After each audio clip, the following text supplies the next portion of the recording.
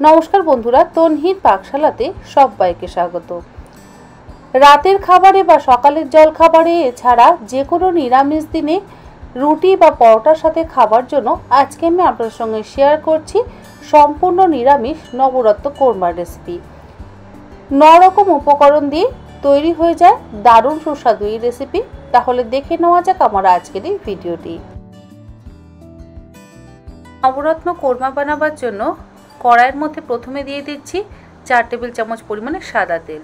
তেল ভালো মতন গরম হয়ে যাওয়ার পর একটা ছোট সাইজের ফুলকপি ছোট টুকরো করে কেটে নিয়ে এই তেলের মধ্যে দিয়ে দিচ্ছি। ফুলকপিগুলো ছোট টুকরো করে কেটে নেওয়ার পর গরম জলে একটু ভিজিয়ে রেখেছিলাম যাতে ফুলকপির মধ্যে কোনো রকম পোকা বা ময়লা থাকলে সেটা বেরিয়ে যায়। গ্যাসের ফ্লেমটাকে মিডিয়ামে করে দিয়ে মিনিট 3 সময় ধরে ফুলকপির টুকরোগুলোকে একটু ভালো করে ভেজে নিতে হবে। তারপরে এর মধ্যে দিয়ে দিচ্ছি একটা ছোট সাইজের ছোট ছোট চৌকো টুকরো করে কেটে নেওয়া আলু। সবজির পরিমাণ আপনারা কতটা পরিমাণে ব্যবহার করবেন সেটা সম্পূর্ণ নির্ভর করছে আপনাদের নিজেদের উপর। আমি আলুটা খুব বেশি পরিমাণে কিন্তু ব্যবহার করিনি, একটা ছোট সাইজের আলুই ব্যবহার করেছি। আলু আর ফুলকপিটা আরও 1 মিনিট ভেজে নেওয়ার পর দুটো ছোট সাইজের গাজর এইরকম চৌকো টুকরো করে কেটে নিয়ে এর মধ্যে দিয়ে দিলাম। আর দিয়ে দিচ্ছি এর মধ্যে 150 গ্রাম পরিমাণে বিনসগুলোকেও একটু লম্বা টুকরো করে কেটে নিয়েছি। তারপরে একসাথে সমস্ত সবজি গ্যাসের ফ্লেমটাকে হাইতে করে দিয়ে মিনিট 3-4 সময় ধরে ভেজে নেব। এই সময়তে এর মধ্যে দিয়ে দিচ্ছি স্বাদ অনুসারে লবণ দিলে সবজিগুলোর মধ্যে লবণটাও ঢুকে যাবে আর সবজিগুলো তাড়াতাড়ি নরম হয়ে গিয়ে সেদ্ধ হয়ে যাবে।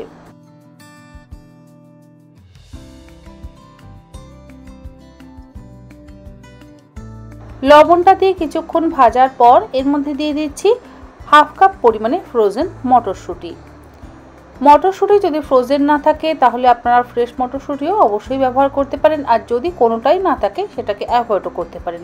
তবে শীতকালে এই সবজিটা বানালে অবশ্যই তার মধ্যে মটরশুঁটি ব্যবহার করবেন, খেতে কিন্তু ভীষণই ভালো লাগে। মটরশুঁটিটা দিয়ে একসাথে আবারও সবজিগুলোকে ভেজে নিচ্ছি গ্যাসের ফ্লেমটাকে মিডিয়ামে রেখে। সবজিগুলো ভাজতে ভাজতে একটা ভাজা মশলা তৈরি করব। ফ্রাই প্যানের মধ্যে 1 চা চামচ গোটা ধনে, 1 চা চামচ গোটা জিরে, অল্প একটু জয়িত্রী, 3টে ছোট এলাচ, 4-5টা লবঙ্গ, 3টে শুকনো লঙ্কা আর দিচ্ছি 2টো ছোট সাইজের দারচিনি। 1 মিনিট সময় ধরে মিডিয়াম ফ্লেমে মশলাগুলো ড্রাই রোস্ট করে নেওয়ার পর একটা আলাদা পাত্রের মধ্যে ঢেলে ঠান্ডা করে নিয়ে তারপরে গুঁড়ো করে নেব।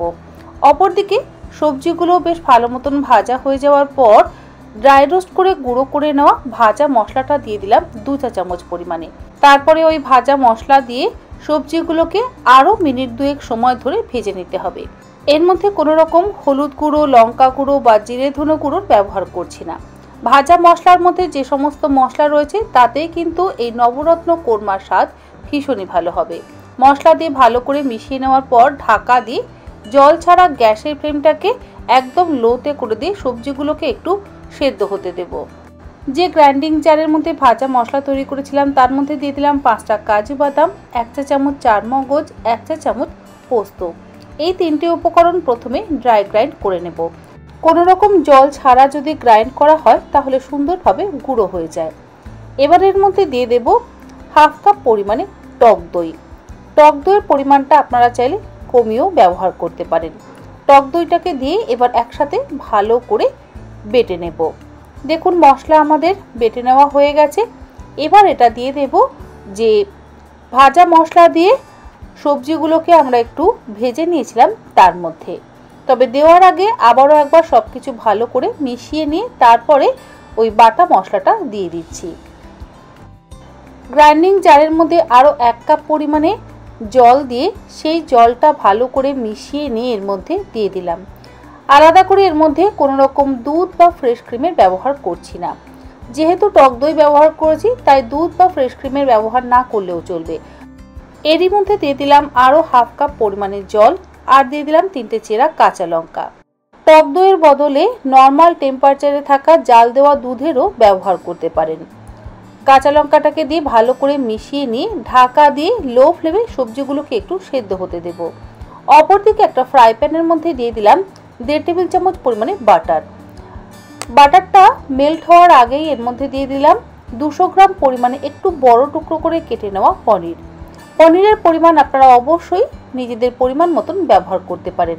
গ্যাসের ফ্লেমটাকে মিডিয়ামে করে নিয়ে পনিরের টুকরোগুলো হালকা করে বাটারের মধ্যে ভেজে নেওয়ার পর একটা ছোট সাইজের ক্যাপসিকাম বড় টুকরো করে কেটে নিয়ে দিয়ে দিলাম। আর একটা টমেটো বীজ ছাড়িয়ে নিয়ে টমেটোর যে খোসাটা আছে সেটা এর মধ্যে দিয়ে দিলাম। এবারে গ্যাসের ফ্লেমটাকে মিডিয়ামে করে নিয়ে পনির, টমেটো আর ক্যাপসিকামগুলোকে মিনিট 3 সময় ধরে একটু ভেজে নিচ্ছি। আর দিয়ে দিলাম 5টা চেরা কাঁচা লঙ্কা। সমস্ত কিছু ভালো করে ভেজে নেওয়ার পর এবারে যে সবজিগুলো আমাদের সেদ্ধ হয়ে গেছে তার মধ্যে দিয়ে দিতে হবে।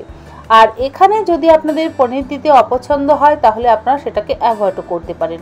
সবজির মধ্যে দিয়ে দেওয়ার পর দিয়ে দিলাম 1 চা চামচ পরিমাণে চিনি। যেহেতু সম্পূর্ণ নিরামিষ একটু মিষ্টি দিলে ভালো লাগবে। চিনিটা দিয়ে ভালো করে মিশিয়ে নিচ্ছি। চিনিটা দিয়ে মিশিয়ে নেওয়ার পর গ্যাসের ফ্লেমটাকে মিডিয়াম টু হাইতে করে দিয়ে সমস্ত কিছু একসাথে ভালো করে মিশিয়ে 1 থেকে 1.5 মিনিট ফুটিয়ে নেব। 2 মিনিট ফুটিয়ে নেওয়ার পর এর মধ্যে দিয়ে দিচ্ছি 1.5 টেবিল চামচ পরিমাণে ড্রাই রোস্ট করে নেওয়া কাসুরি মেথি। কাসুরি মেথি দিলে এই নবরত্ন কোরমার স্বাদ কিন্তু অসাধারণ হয়।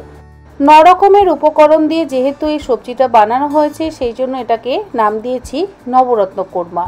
আর কাঁচা লঙ্কাটাকেও কিন্তু আমি একটি উপকরণের মধ্যে অ্যাড করেছি। ভালো করে মিশিয়ে নিয়ে ঢাকা দিয়ে মিনিট 5 স্ট্যান্ডিং টাইমে রাখার পর এটাকে আমি সার্ভ করছি। আশা করি আমার আজকের এই দারুণ সুস্বাদু সম্পূর্ণ নিরামিষ নবরত্ন কোরমার রেসিপি আপনাদের ভালো লাগলো। ভালো লাগলে অবশ্যই রেসিপিটা একবার ট্রাই করবার অনুরোধ রইল। আর আমাকে জানাতে কিন্তু একেবারেই ভুলবেন না যে রেসিপিটা আপনাদের কেমন লেগেছে। তাহলে আজকের মতো এই পর্যন্ত। আবার হাজির হয়ে যাব অন্যদিন অন্য কোনো রেসিপি নিয়ে। ভালো থাকবেন, সুস্থ থাকবেন। ধন্যবাদ।